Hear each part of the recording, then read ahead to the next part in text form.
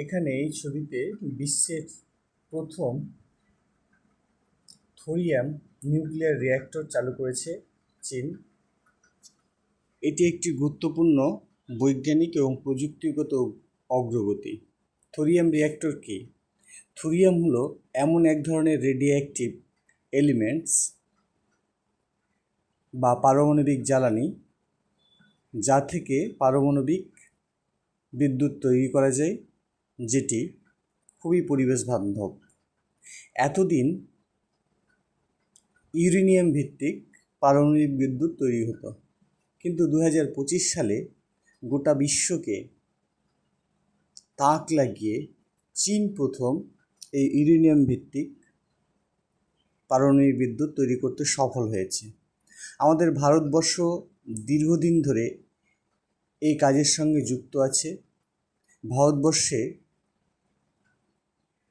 ইউরেনিয়ামের ভাণ্ডার সীমিত, কিন্তু ভারতবর্ষে প্রচুর থোরিয়াম ভাণ্ডার আছে, যা ভারতবর্ষে বিদ্যুতের চাহিদা পূরণ করতে অনেকটাই অগ্রগণ্য হবে। ভারতবর্ষের উপকূল অঞ্চল, বিশেষ করে বঙ্গোপসাগরের উপকূল অঞ্চল এবং আরব সাগরের উপকূল অঞ্চলে মোনাজাইট বালির মধ্যে প্রচুর পরিমাণে ইউরেনিয়াম সঞ্চিত আছে।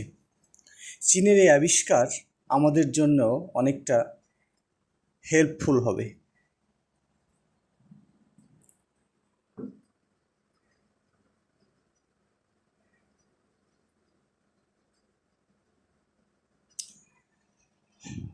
চীনের গানসু প্রদেশে উইনান শহরে একটি মরুভূমির ধারে এই থোরিয়াম ভিত্তিক পারমাণবিক বিদ্যুৎ কেন্দ্রটি সম্পূর্ণ হয়েছে।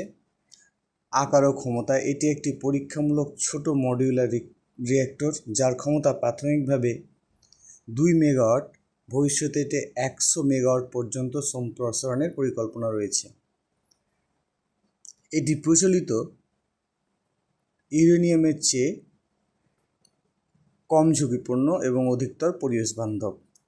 আর আমরা আগে থেকেই জানি ইউরেনিয়াম ভিত্তিক পারমাণবিক কেন্দ্রে কোনো কার্বন নির্গমন নেই, তাই থোরিয়াম ভিত্তিক পারমাণবিক কেন্দ্রেও কোনো কার্বন নির্গমন হবে না।